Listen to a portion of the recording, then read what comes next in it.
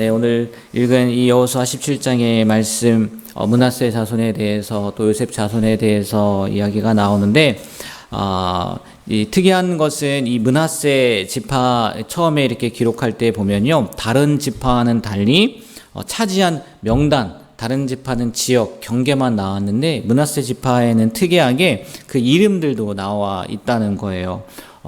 그 이유를 오늘 말씀에 슬로브앗의 딸들이 나오지 않습니까? 그 슬로브앗의 딸들 때문에 그 이름까지도 기록하지 않았을까라고 이야기를 합니다.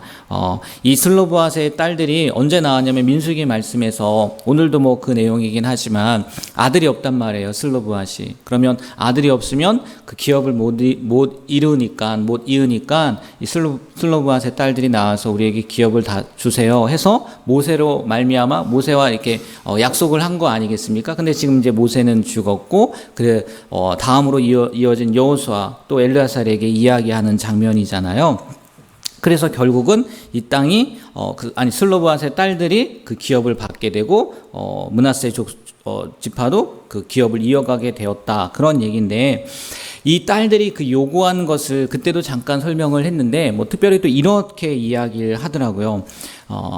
그 죽은 아버지, 그러니까 슬로브앗이죠. 그 죽은 아버지의 이름과 기업을 지키려는 열망에 의해서 이 딸들이 요구한 거다. 단순히 왜 우리 지파가 없어집니까? 가 아니라 아버지의 이름, 자기 아버지의 이름, 그리고 그 기업을 지키려는 열망에서 나왔다는 거예요. 그래서 하나님께서도 이 약속의 땅 가나안 땅에 정착할 때 아무도 그 자손의 기업을 잃어버리지 않도록 배려하신 것이다 라고 이야기를 하더라고요. 우리가 알다시피요, 하나님께서는 우리의 중심을 아시는 분이에요. 아무리 우리가 겉으로 포장을 한다 할지라도, 겉으로 이런 모습을 보인다 할지라도 우리의 중심을 아시는 분은 하나님이십니다. 당연히 우리 마음의 열망도 아실 거예요. 내 마음에 어떤 열망이 있는지. 만약에 우리 가운데요, 오늘 이 슬로브앗의 딸들처럼 그 기업을 잃어버리지 않으려는 열망과 같이 하나님 나라를 열망하는 마음이 있다면 틀림없이 그것을 이룰 수 있도록 하나님께서 도와주시고 또 힘을 주실 줄 믿습니다. 어떤 열망이요? 하나님 나라를 이루고자 하는 열망. 한번 오늘 새벽 기도회를 통해서 나중에 말씀을 마치고 기도하면서 한번 나의 열망은 어떤 열망인지, 어떤 열망을 갖고 있는지 한번 물어보는 시간을 가졌으면 좋겠어요. 저도 말씀을 준비하면서 또 오늘 또 새벽에 좀 또 일찍 일어나서 이렇게 생각을 한번 해보게 되었거든요. 나는 도대체 하나님 나라를 위한 어떤 열망을 갖고 있는 건가? 한번 여러분도요, 오늘 새벽 시간에 물어보시게 되길 축복하고요. 그리고 그 열망이 정말 하나님 나라를 위한 열망이라면, 우리의 마음 중심으로부터 나온 열망이라면 틀림없이 하나님께서 이루어 주실 줄 믿어요. 그러니까 세상적인 열망이 아니라 하나님 나라를 위한 열망을 한번 묻고 또 간구하고 그것을 찾아볼 수 있는 시간이 되었으면 좋겠습니다. 그리고 7절에서 11절 말씀을 보면요, 이 므낫세, 오늘 므낫세가 주 이야기지 않습니까? 그 므낫세 그 경계 안에 에브라임 성읍이 있기도 하고요. 그리고 이사갈, 그리고 아셀 그 지경 안에 므낫세 성읍이 있기도 합니다. 그러니까 이 얘기겠죠? 경계를 두긴 했어요. 므낫세 지파, 에브라임 지파, 아셀 지파, 이사갈 지파 경계를 두긴 했지만 예외적인 상황도 있었다는 거죠. 그걸 인정했다는 거예요. 그 안에 다른 지파의 성읍이 있었던 거니까. 아마 여긴 내 땅이다. 우리 경계가 여기까지 아니냐. 여긴 니네 땅 아니다. 막 이렇게 했으면요, 진짜 힘들어졌을 것 같기는 해요.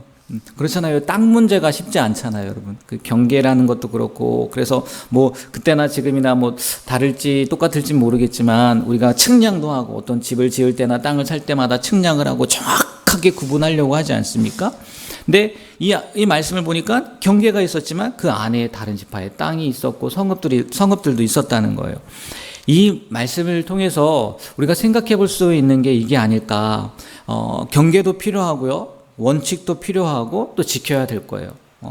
그런데 진리의 문제가 아니라면, 그게 서로의 이익에 그냥 얽힌 문제라면 서로의 필요와 처지를 고려해서 경계를 옮길 수도 있고 또 원칙을 양보할 수도 있는 유연성을 가져야 된다는 거죠. 우리가 원칙만을 고집하고 경계만을 고수하다가 자칫 사랑이 없고, 만약에 이 지파들이 그랬다고 생각해 보세요. 사랑이 없는 지파로 보여질 뿐만이 아니라 더 나아가서는요, 사람을 잃을 수도 있다는 거죠. 전쟁을 통해서 뭐 나중에 나오지 않습니까? 전쟁, 같은 지파끼리, 같은 지파는 아니죠. 같은 민족끼리 전쟁을 하잖아요. 전쟁함으로 말미암아 한 지파가 골이 나게 되는 그런 일도 일어나게 되잖아요. 그러니까 우리가 그 원칙만을 고수하고 경계만을 지키려고 하다 보면은 이 정말 사랑을 잃어버릴 수도 있고, 사랑 없는 모습으로 비춰질 수도 있고, 또 더 중요한 것은 사람을 잃어버릴 수도 있다는 거죠. 그러니까 오늘 이 말씀을 통해서 한번 우리 교회가 내 자리를 내어주기도 하고, 그의 자리에 들어가기도 하고, 뭐 이런 모습들이 보이는지, 아니 그런 믿음의 교제들이 있는지 한번 살펴보시고, 우리도요 오늘 이 말씀이 별것 아닌 것처럼 보이겠지만 그래 뭐 그냥 이 집합 가운데 그 땅이 있었네 라고 생각할 수도 있겠지만, 이 말씀을 통해서 내가 내 경계만을 지키려고, 내 원칙만을 고수하려고 그렇게 살고 있지는 않은지, 정말 그게 진리의 문제가 아니라면 언제든지 양보할 수 있고 또 밀어줄 수 있고 세워줄 수 있는 우리의 신앙 공동체가 되었으면 좋겠습니다. 그래서 사랑도 있고 사람도 얻는 그런 우리 중앙교회가 되길 주님의 이름으로 부탁드립니다. 네, 그리고 마지막으로 보면요, 이 마지막에 보면 요셉 자손의 요구에 대해서 나오잖아요. 그래서 여호수아가 스스로 개척하라 막 이렇게 얘기하잖아요. 지난주에도 이 말씀을 드리면서 그 얘기를 했잖아요. 욕심으로 구했다. 왜 우리 두 집한데 왜 땅 하나밖에 안 주냐. 근데 실질적으로 보면 더 많은 땅을 가졌다. 욕심으로 구했다. 이렇게 말씀을 드렸는데, 다른 눈으로 좀 살펴보면 결론적으로 보면요, 이 요셉 자손에게, 므낫세와 에브라임 자손에게 주신 하나님의 은혜는요 부족함이 없었어요. 부족함이 없었다고요. 요셉 자손은요, 오늘 말씀처럼 스스로 개척하라는 그 말씀처럼 자신들이 받은 은혜를, 자신들이 받은 땅을 잘 활용하면요, 열심히 개척하면요 풍요로운 땅을 만들 수 있었다는 거죠. 그러니까 이렇게 생각할 수 있다는 거죠. 그들에게 필요한 것은 새로운 땅이 아니라 지금까지 하나님이 함께 하셨던 것처럼 하나님의 도우심을 구하고, 그 능력을 힘입어서 자기가 분배하는 땅에 거하는 그 가나안 족속들을 물리치고, 오늘 말씀이 두 번이나 반복되었던 것처럼 스스로 개척하는 거예요. 온전히 그 땅을 차지하는 거였다는 거죠. 우리도 마찬가지라는 거예요. 우리가 받은 것을 다른 사람이 받은 것과 비교해 보기도 하고, 또 부족하다고 또 불평하기도 하는 모습이 우리의 모습이라는 거죠. 뭐 재물이 될 수도 있고, 학력이 될 수도 있고, 재능이 될 수도 있고, 여러 가지가 될 수 있는데 그런 것들을 부러워한다는 거예요. 그리고 내가 가진 것은 왜 나는 이것밖에 가진 것이 없을까? 왜 나의 능력은 이거밖에 없을까? 이렇게 생각할 때가 있다는 거예요. 그러나 우리가 정말 생각해 봐야 하는 것은요, 진짜 부족한 것은 우리가 받은 은사가 부족한 게 아니라 그 은사를 활용하려는 우리의 노력이 부족한 건 아닌지 한번 생각해 봐야 된다는 거죠. 한번 가만히 생각해 보면요, 은사를 누가 주신 거예요? 하나님이 주신 거잖아요. 하나님이 우리에게 주신 거란 말이에요. 그러면 하나님이요, 우리에게 부족함으로 허락해 주신 거겠어요? 너 능력은 이거밖에 안 되니까, 야, 너 이거밖에 안 돼. 뭐 그런 마음으로 주신 것이겠습니까? 아니에요. 우리에게 필요하니까 그런 은사를 주신 거란 말이에요. 아무리 우리 눈에 작아 보인다 할지라도 하나님이 나에게 딱 맞는 은사이기에, 또 우리에게 필요한 은사이기에, 그리고 가장 잘 활용할 수 있는 은사이기에 우리에게 주신 거란 말이에요. 그런데 우리는 그건 생각하지 않고 다른 사람이 받은 것을 보고, 왜 나는 저만큼 주지 않았습니까? 왜 나는 저만큼 있는 게 아닙니까? 라고 불평한다는 거죠. 오늘 이 요셉 지파의 요구를 통해서요, 우리가 한번 생각해 봐야 될 것 같아요. 내가 받은 은사를 잘 활용하는 사람인가?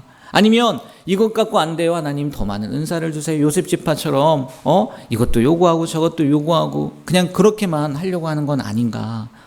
바라기는요, 우리에게 주신 은사를 잘 활용함으로 말미암아 하나님께서 원하시는 그 수준대로 살면 되는 거 아니겠습니까? 그 모습대로 살면 되는 거잖아요. 저 사람은 저 사람의 은사대로, 나는 나의 은사대로 맡겨주신 은사를요 잘 활용하게 되길. 그래서 그것만으로도 하나님께서 칭찬해 주시고 인정해 주시는 그런 귀한 삶을 살아가게 되는 우리 중앙교회 모든 성도님들이 되시길 주님의 이름으로 축복합니다. 네, 다시 한번 말씀드리지만 내 은혜가 족한 거예요. 사도 바울에게 이야기한 것처럼 우리는 그 은혜를, 그 은사를 잘 활용하면 되는 겁니다. 기도하겠습니다. 하나님, 오늘도 생명 주시고 또 주님 앞에 나와 여호수아 말씀을 통해서 슬로바스의 딸들의 이야기, 또 그 경계의 이야기, 마지막 요셉을 통해 요셉 지파의 그 요구를 통해서 우리가 받은 은사가 그 은사가 족하고 또 그것을 활용하는 것이 더 중요하다는 것을 말씀을 통해서 깨닫게 됩니다. 하나님, 오늘도 정말 이 귀한 말씀을 가지고 살아가게 하시고 특별히 기도하는 시간에 나는 어떤 열망을 갖고 있는지, 하나님 나라를 위한 열망, 무슨 열망을 갖고 있는지 알게 하시고 또 그 열망을 이룰 수 있는, 하나님 나라를 이루기에 부족함이 없는 오늘 하루 또 우리의 삶이 될 수 있도록 하나님 붙잡아 주시옵소서. 정말 모든 것이 족한 줄 믿습니다. 하나님, 부족함만 바라보는 것이 아니라 또 다른 곳만 쳐다보는 것이 아니라 나에게 주신 그 은사들을 잘 활용함으로 말미암아 하나님께서 이루시고자 하는 일들을 온전히 이룰 수 있는 우리의 삶이 될 수 있도록 도와주시옵소서. 예수님의 이름으로 기도합니다. 아멘.